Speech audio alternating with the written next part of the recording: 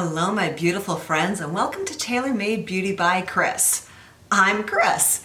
I'm so glad you're joining me today. This video, we're going to be talking about dry skin, facial skin that is, and general dryness, and then specifically what happens if you get those nasty, flaky, scaly patches. How do you deal with that?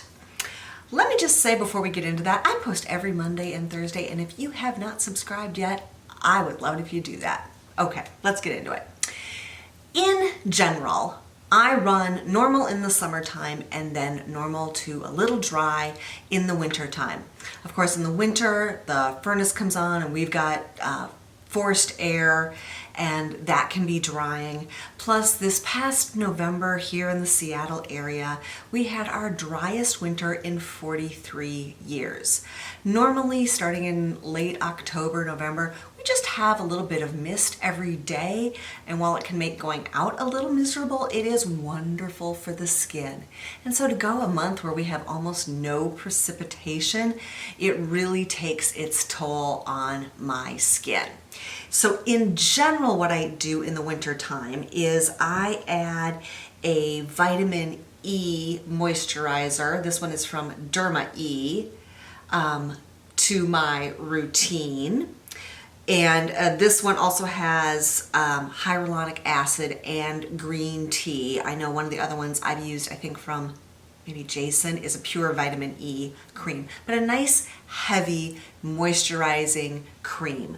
Another one that I picked up that I've been trying this year is this, I don't know, is this Weleda? I'm not sure how you pronounce this, but this is their skin food.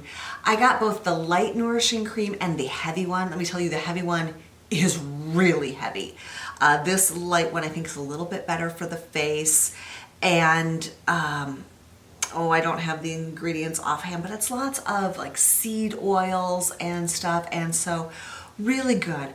I'm not sure if this one's causing me to break out, so I'm giving it a rest, letting my face kind of come back to it and back to neutral, cleared up.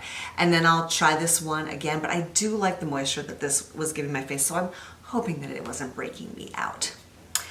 But let's now talk about what happens when you get those awful, scaly, flaky patches. Patches like this and this. So when I get patches like that, the first place it's going to show up is right here. Then it's going to show here, and then here. And first thing in the morning, what I do is my everyday gentle exfoliator. This Dermalogica Daily Superfoliant, the Age Smart version, because it's very gentle.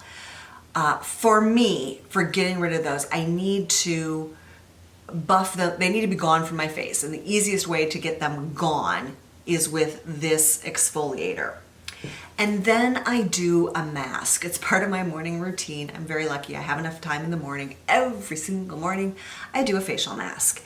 So when I've got that dry skin, or especially that patchy, scaly bit, I'm trying to get rid of it, I have a couple of go-tos, and you can see I'm almost out of them. This is the Peter Thomas Roth. There we go. The Rose Stem Cell. It's a pink one. When it's full, it looks pink. That's a really good one. I also have the Cucumber Gel Mask, again from Peter Thomas Roth. Both of these, and as you can see, they're just about gone. Both of those are very hydrating. Here's one I got in a subscription box from Ahava, the Hydration Cream Mask. That's a really good one. And then one that I just opened, this is from Sephora, and it is an Aqua Bomb mask. Amino acid, water mask, yeah, and that's what, there we go. That's what that looks like on the inside. So all four of those, really any hydrating mask. None of these are clay-based, because at least for me, the clay-based is always like, I'm trying to dry something out, pull out something, and when I've got that patch, I really want to put moisture in. So then I do my routine, my face care routine, adding in a thick moisturizer. And I will say when it's really, really bad, I even use pure lanolin. This is from Now. I got it off of Amazon. And this is thick, thick, thick, thick. Look at that. And it, I mean, it really is. It's going to seal in any moisture, and I will rub that in really well wherever the flaking is to try to keep the moisture in there during the day. I will say that, by afternoon, sometimes when I look in that 10X mirror and it looks horrible, it's like the surface of Mars or something, I have to take comfort and remember that nobody else is getting that close to me, really. Everybody else is kind of at a good, at least 3 feet away, and really from 3 feet away, usually it doesn't show. That routine usually serves me well. I will make sure at night that after I've done everything, and especially the lanolin, I go over everything with a facial oil, a marula oil. Drunk Elephant, of course, has a wonderful one that's very spendy, but a lot of the other brands, the Timeless, the Ordinary, Inky List, have marula oil at a much more affordable price. And I do that to make sure that all that moisture is staying in overnight. Also in my bedroom, I have one of those humidifiers that I use when the kids get colds.